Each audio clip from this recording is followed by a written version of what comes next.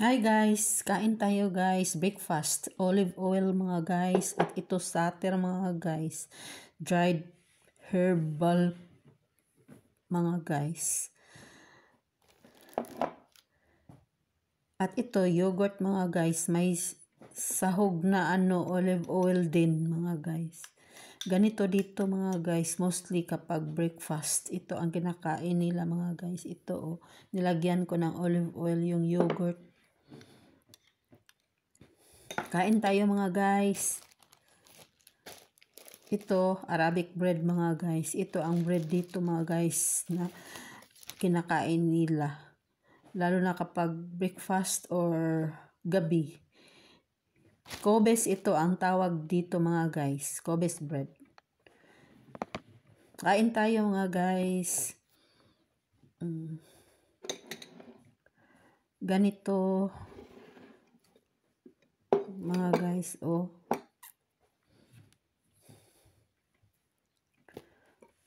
parang sandwich bread mga guys, pero ganito ang nila, ganito yun, kain tayo, sarap. Sa umpisa mga guys, yung bago pa ako dito mga guys, parang ayokong kumain ng ganito mga guys, kasi nasanay ako sa kanin kahit umaga. Pero ito mga guys, nasanay na din ako. Pero matagal pa mga guys bago ako nasanay. Matagal akong nag-adjust sa pagkain dito mga guys. Mga 2 taon. Kasi hindi ko hindi ko yung pagkain. Lalo na kapag umaga. Sa Pilipinas, kanin at saka isda or gulay kahit umaga. Dito mga guys, parang light lang ang kanilang breakfast. Ito mga guys, olive oil at inalagay dito sa sater. Ganito mga guys.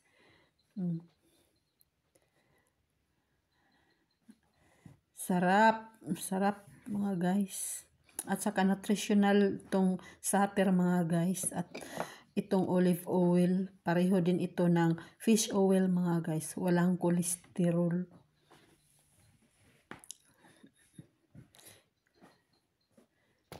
Ito mga guys, pagkatapos nilang kumain mga guys ng breakfast na uminom sila ng tea mga guys na may mint. Sinasawsaw muna sa olive oil mga guys, tapos doon sa sater. Ganito mga guys dito.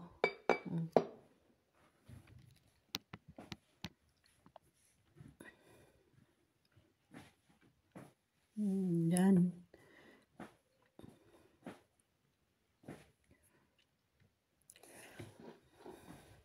Pero kapag bago ka pa dito mga guys, parang ayaw mo talagang kumain ng ganito.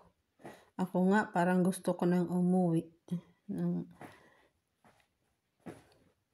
Tumitingin ako sa pagkain nila dito mga guys. Pero may bigas naman dito.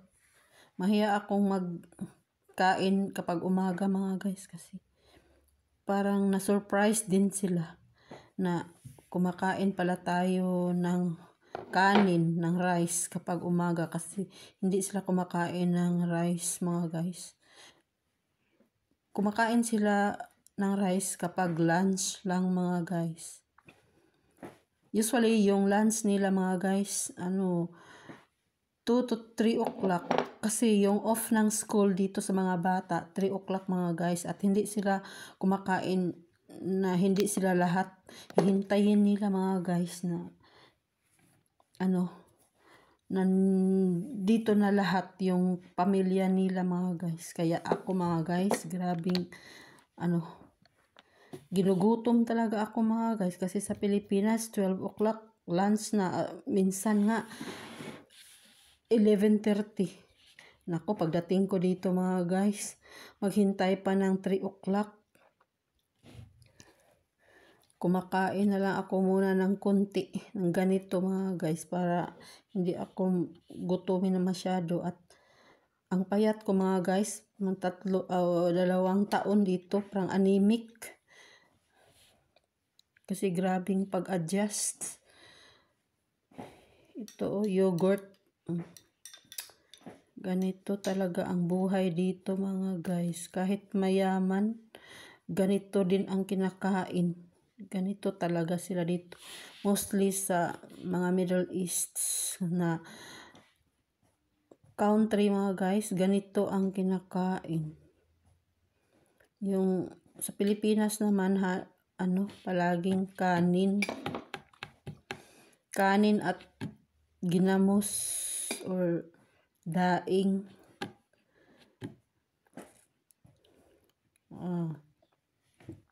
Olive oil mga guys.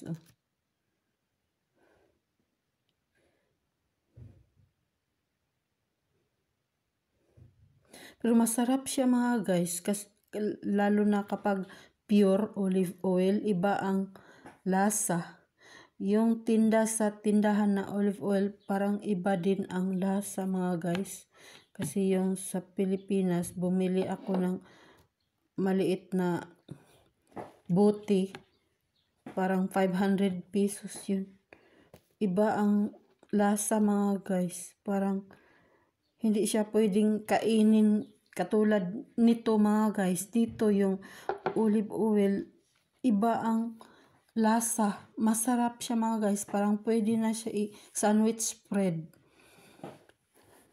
Kaya siguro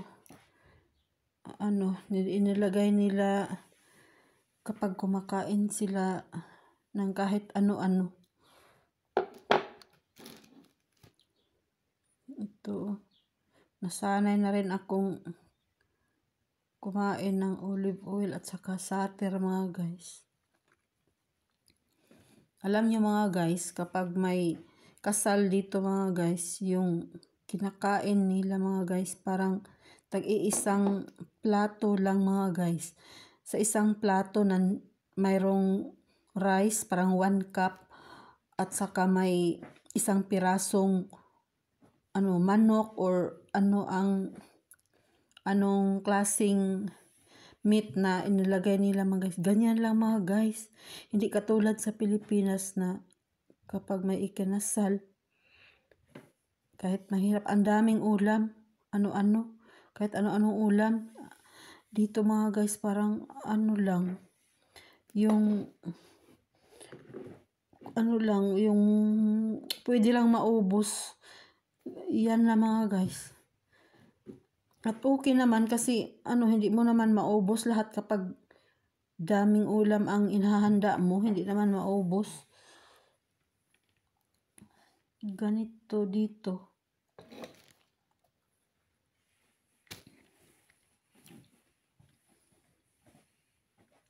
Ito mga guys,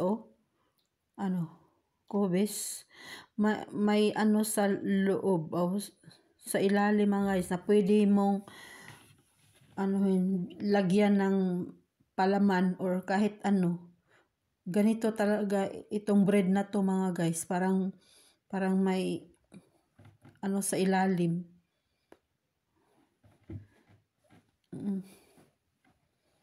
Lagyan mo ng spread or kahit ham, ganyan mga guys. At ito ang dadalhin nila sa school sa mga bata. Or kahit yung may trabaho sa office, ganito din mga guys. Baonin nila.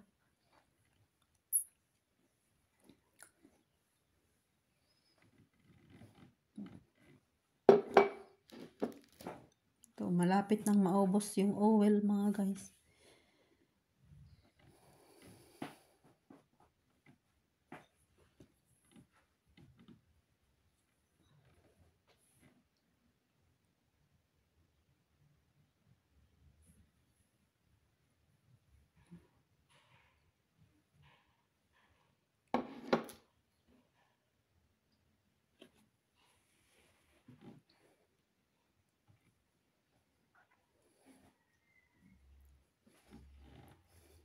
Ganito ang buhay dito mga guys. Ganito ang pagkain dito mostly kapag maaga.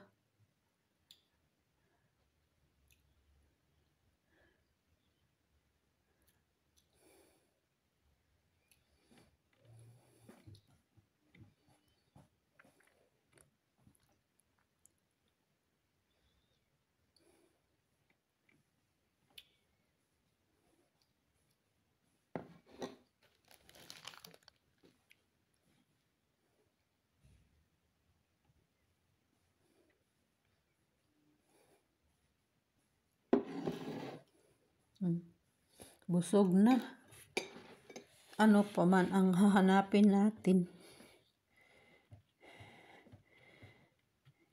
Hindi na magutom.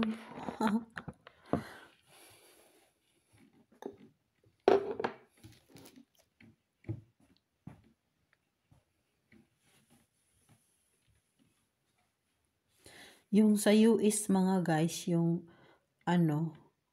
breakfast doon, parang iba din. Parang social doon mga guys kasi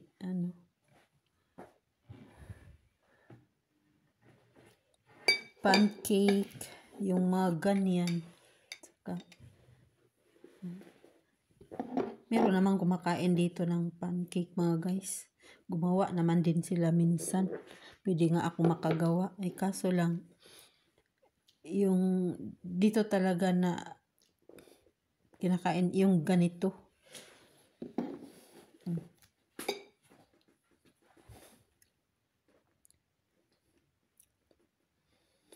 Pag umuwi ako sa Pilipinas mga guys, magdala ako ng maraming sater mga guys. At saka, iwan ko lang kung pwede ba akong makadala ng olive oil kasi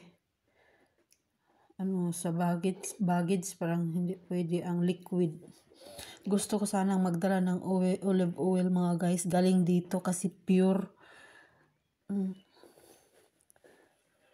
Yung sa tindahan doon sa Pilipinas parang iwan ko kung saan yung galing at kung pure ba talaga.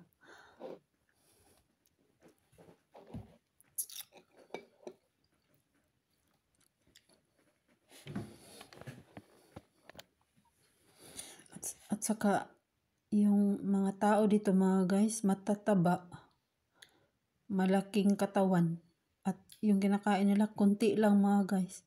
Sa Pilipinas parang kahit ilang plato mga guys at yung katawan maliit.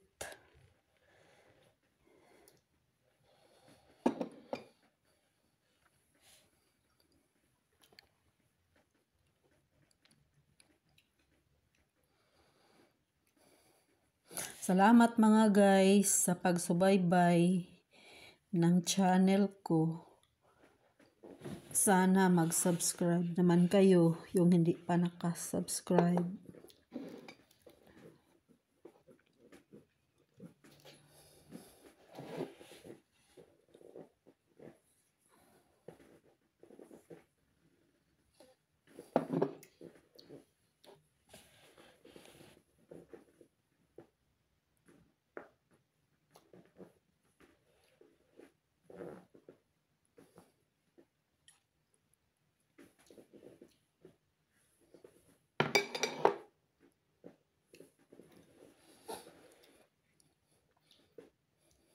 Pero mga guys, wala pa rin tatalo mga guys sa kanin. Lalo na kapag may ginamos mga guys at saka daing, yung bulad. Yan.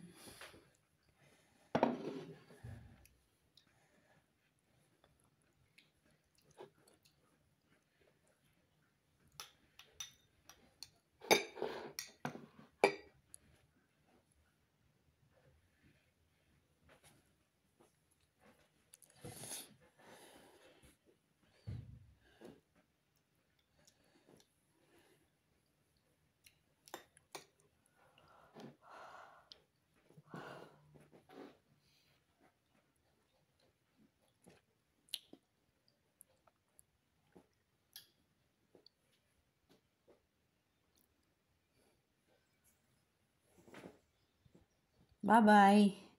Salamat sa pagsubaybay mga guys.